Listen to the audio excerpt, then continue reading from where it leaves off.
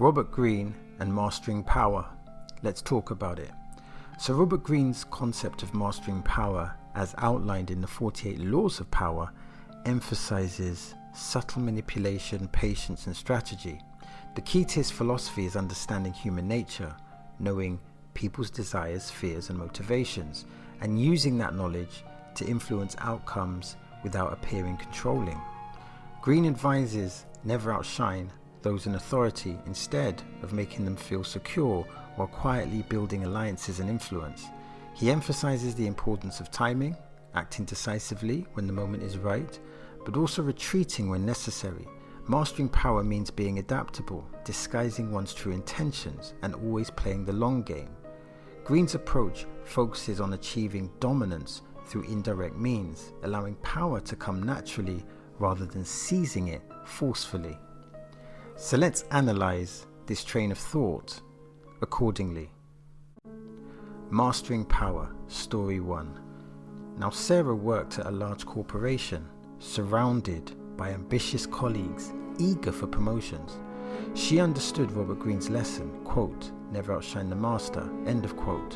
While others rushed to impress the boss, Sarah observed quietly.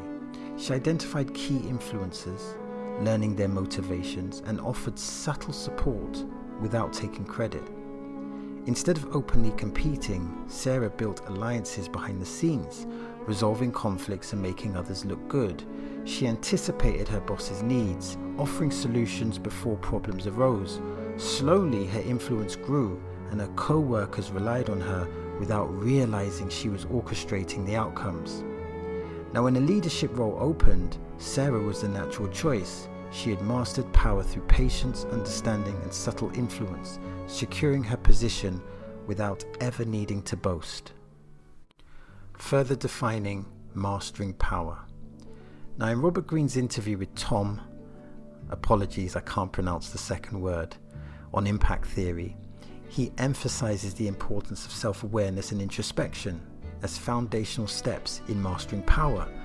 Greene highlights that true power comes from understanding your unique strengths and weaknesses. He stresses the need to tune out distractions, focus inwardly, and deeply examine what drives and motivates you, as well as recognizing your darker impulses, such as envy and aggression, and transform them into productive energy. Greene also discusses how mastering power requires humility and the ability to navigate complex human emotions, especially by acknowledging and leveraging one's flaws instead of denying them. By cultivating self-awareness and channeling negative emotions into purposeful action, Greene suggests that individuals can build lasting influence. Mastering Power, Story 2. Now Tom entered the competitive music industry as an independent artist, recognizing early on that the traditional route to success, which was relying on record labels, was limiting. He applied the principles of mastering power by building his own music empire. Instead of seeking validation from major industry players, he used social media to connect directly with the fans, controlling his brand and narrative. Tom studied the business intricacies of music production, distribution, and marketing, slowly taking ownership of every aspect of his career.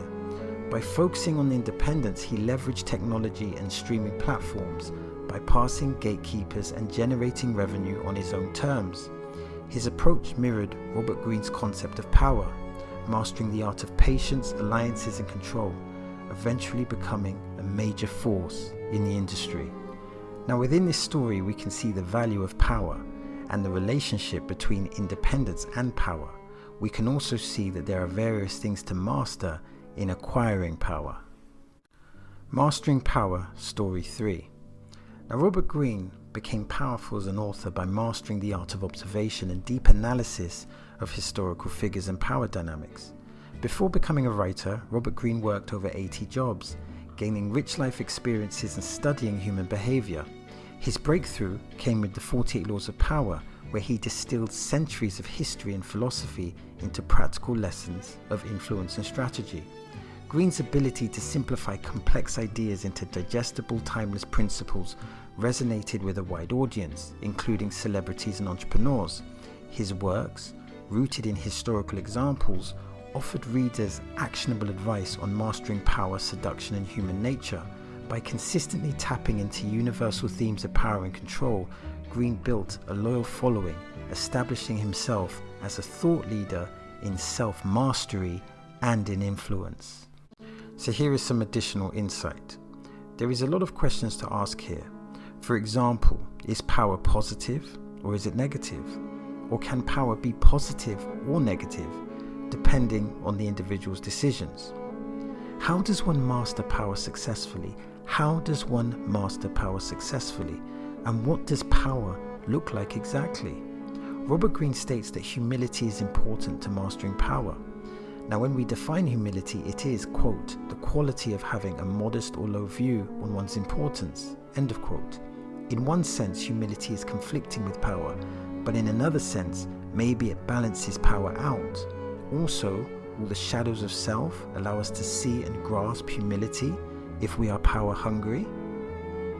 And there are other nuanced questions. How do we manage complex human emotions? How do we manage complex human emotions? Of course, some may disagree with the premise that human emotions are complex, but considering that all humans come from different environments, how can we fully understand everyone? Also, there is the variable that humans and environments change, and this adds another layer of complexity. So here are some points. There are different types of power, as it could be trying to be a manager in a company, trying to be a CEO in a company. It could be building your own company for financial freedom. Alternatively, you may be seeking power in your personal and professional relationships. This could be ownership and or entrepreneurship. Most of us seek power, but not many of us know how to get power and sustain it. Why humans desire power? So the final question is, why do humans desire power? Humans desire power due to deep evolutionary roots and social dynamics. In early human societies, power often meant survival. Those who held influence over resources such as food, shelter, and mates were more likely to ensure their survival and pass on their genes. Over time, the ability to assert dominance or leadership became a key evolutionary advantage. Power also allowed individuals to protect their groups from external threats, and further reinforcing its importance in human evolution.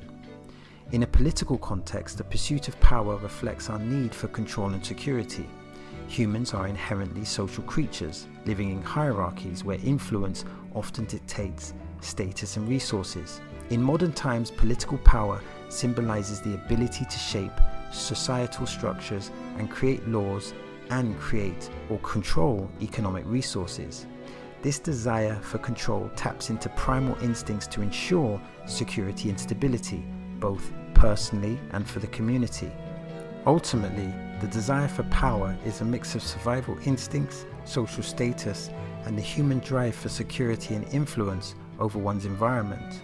Political leaders, for example, seek power not just for personal gain, but often to shape the world according to their values, showcasing how power and purpose are intertwined.